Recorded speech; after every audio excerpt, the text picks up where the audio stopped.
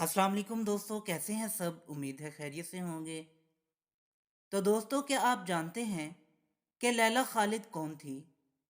इस फ़लस्तीनी मुजाहिदा ने ऐसे कारनामे सर अंजाम दिए कि पूरी दुनिया को हैरान व परेशान कर दिया। जानने के लिए वीडियो को एंड तक देखें, और जिन्होंने मेरा चैनल सब्सक्राइब नहीं किया वो ज़रूर करें, ताकि इसी तरह हिस्ट्री से मुतल्लिक आपके नॉलेज में इजाफ़ा होता रहे। तो चलिए दोस्तों, वीडियो शुरू करते हैं।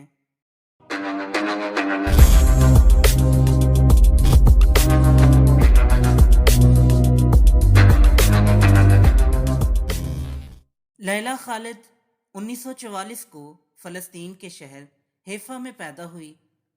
इन्होंने बचपन में ही फ़लस्तीन की आज़ादी की तहरीक में शमूलियत इख्तियार कर ली थी। देखते ही देखते वो एक मुतहर्रिक कारकुन बनकर सामने आईं। लैला खालिद और इनके साथियों ने 1968 और 1971 के दरमियानी अरसे में 4 बार हवाई जहाज़ हाईजैक किए।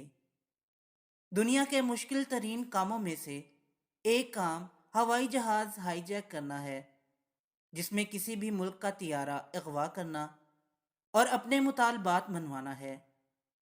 हाईजैकिंग जिसे जुर्म में अव्वल तो किसी खातून का मुलव्वस होना ही हैरान कुन है, लेकिन किसी नौजवान लड़की का हवाई जहाज़ हाईजैक करना, फिर अपनी प्लास्टिक सर्जरी करवाना, फिर दोबारा हाईजैक करना, ये तो यकीनन ऐसी हैरान कुन कहानी है जो फिल्मी लगती है।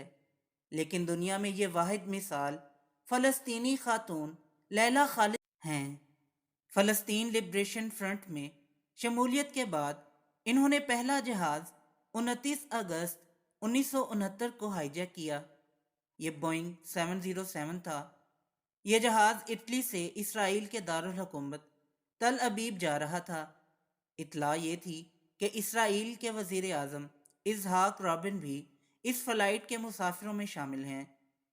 जहाज़ एशिया की फ़िज़ाई हदूद में दाखिल होते ही एक नकाब पोश खातून ने पूरे जहाज़ का कंट्रोल अपने हाथ में ले लिया।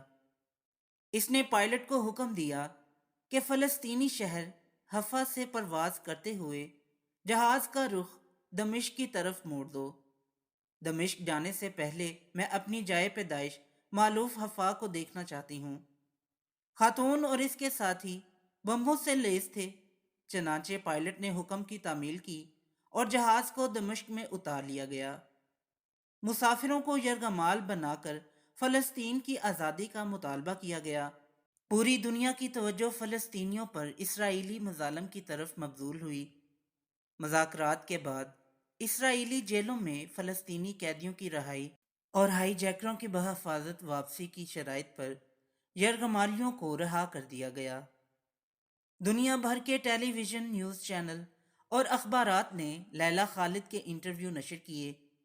वो आलम इस्लाम की आंख का तारा बन गईं। इनकी तस्वीरों को इतनी शोहरत मिली जो इससे पहले किसी मुसलमान खातून को न मिली थी। मकबूलियत का ये हाल था कि यूरोप में रहने वाली लड़कियों ने इसके स्टाइल को बालों से लेकर स्कार्फ तक और लैला जो अंगूठी पहनती थी को अपनाया। तो दोस्तों, ये थी आज की वीडियो। वीडियो पसंद आई हो तो लाइक ज़रूर करें और मेरे चैनल को सब्सक्राइब करें। फिर मिलते हैं एक नई वीडियो के साथ। तब तक के लिए इजाज़त दें। अल्लाह हाफिज़।